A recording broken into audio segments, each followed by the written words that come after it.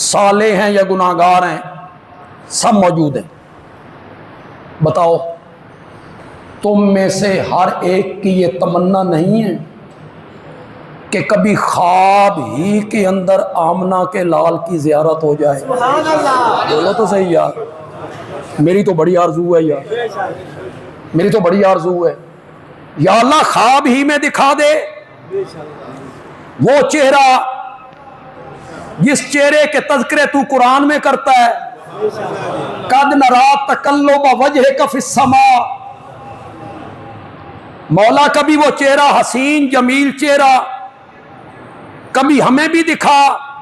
ہر بندے کی یہ تمنا ہے، خواہش ہے، اس کو سامنے رکھ کر ذرا تصور میں جائیے تو صحیح یار، آنکھیں بند کیجئے، تصور میں جائیے، غار ہے، الگ جگہ ہے، تیسرا بندہ کوئی نہیں، ایک میرا نبی ہے، دوسرا ابو بکر ہے۔ 3 دن ابو بکر نے اپنے نبی نو رج رج کے ویکھیا۔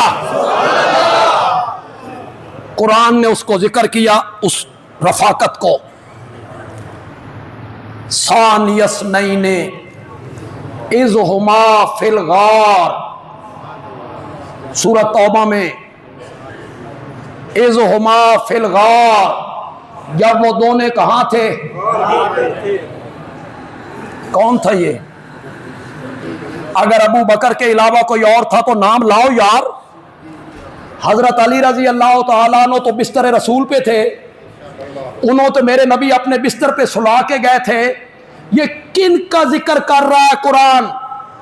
اذ ہما فی الغار، ثانی اثنین، 2 میں سے دوسرا، ایک میرا نبی اور ثانی کون ہے؟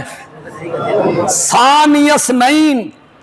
چھوڑو یار تاریخیں، چھوڑو فضائل شمائل، ہر چیزیں چھوڑو یار۔ فضیلت کیا ہوتی ہے، عظمت کیا ہوتی ہے، مقام کیا ہوتا ہے، درجہ کیا ہوتا ہے، ایک طرف رکھو یار۔ بس ایک بات کو سامنے رکھو، ساری امت کا محسن میرا نبی ہے، اور میرے نبی کا محسن ابو بکر ہے۔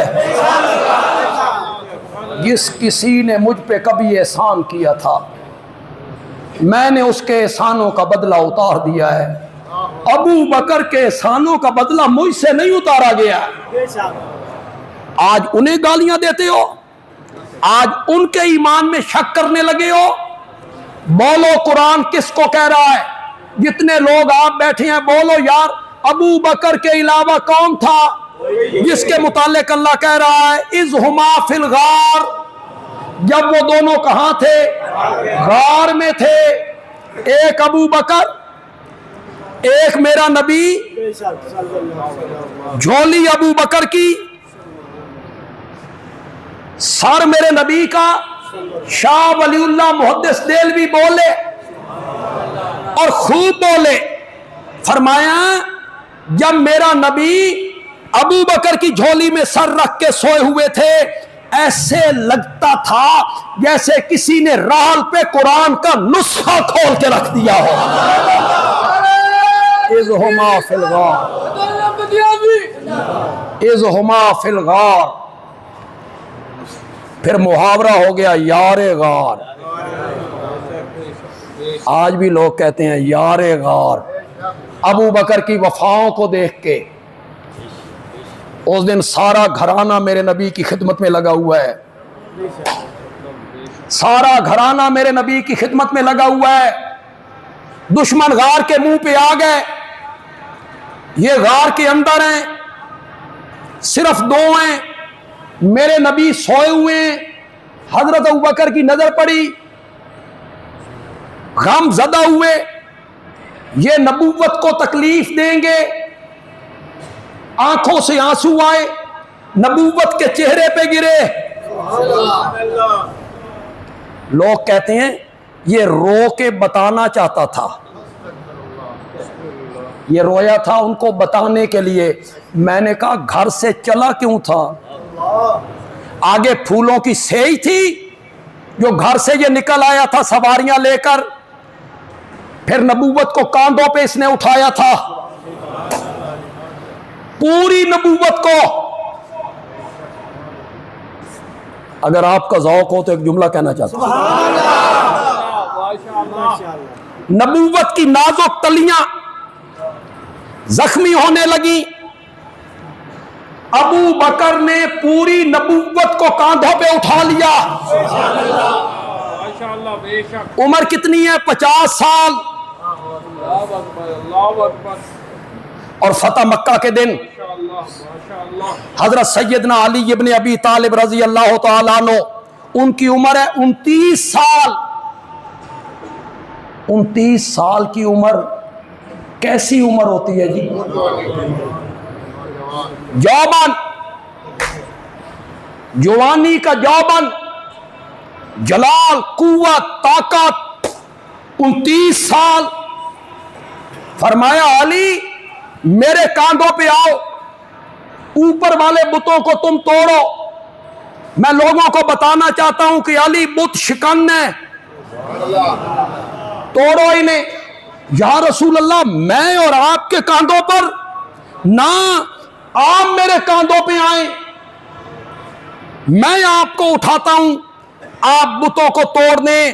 آپ نے فرمایا علی نبوت کا بوجھ تجھ سے نہیں اٹھایا جائے گا۔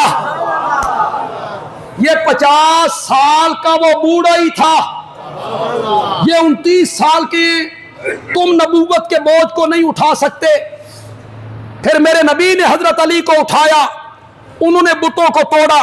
اس میں اگرچہ اختلاف ہے، میں اس طرف نہیں جانا چاہتا، میں تاریخ کی روایت مان لیتا ہوں۔ 29 سال کا حیدر کرار نبوت کے بوجھ کو نہیں اٹھا سکتا، 50 سال کا بوڑھا۔ سبحان اللہ۔ میرے ساتھ نہیں چلو گے تو میں بھی نہیں بولوں گا۔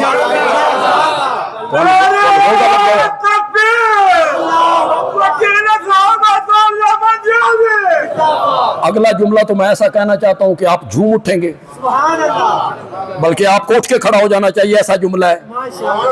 یہاں 29 سال کا حیدر کرار نبوت کے بوجھ کو نہیں اٹھا سکتا، وہاں 50 سال کا بوڑھا نبوت کو اٹھا کے پہاڑ پہ چڑھنے لگا ہے۔ اللہ نے اس رات اپنی منشا کا اظہار کیا، جو ابو بکر ہجرت والی رات نبوت کے بوجھ کو اٹھا کے جا رہا ہے، نبی پاک کے انتقال کے بعد خلافت کا بوجھ بھی یہی اٹھائے گا۔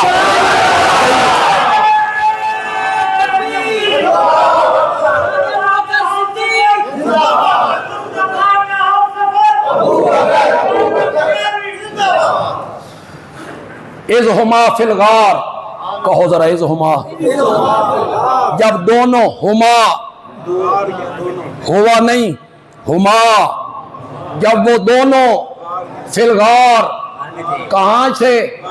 بولو کون تھا یہ؟ ابو بکر کے علاوہ کوئی تھا تو بولو۔ قرآن کہتا ہے، قرآن اذ یقول لصاحبہ،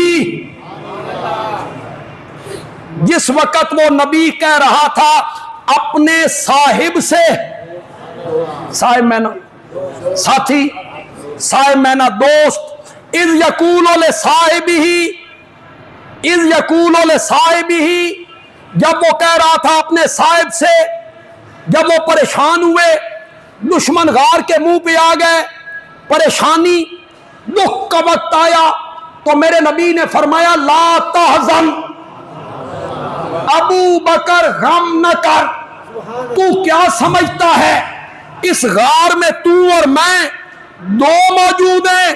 نہیں نہیں، ان اللہ معنا۔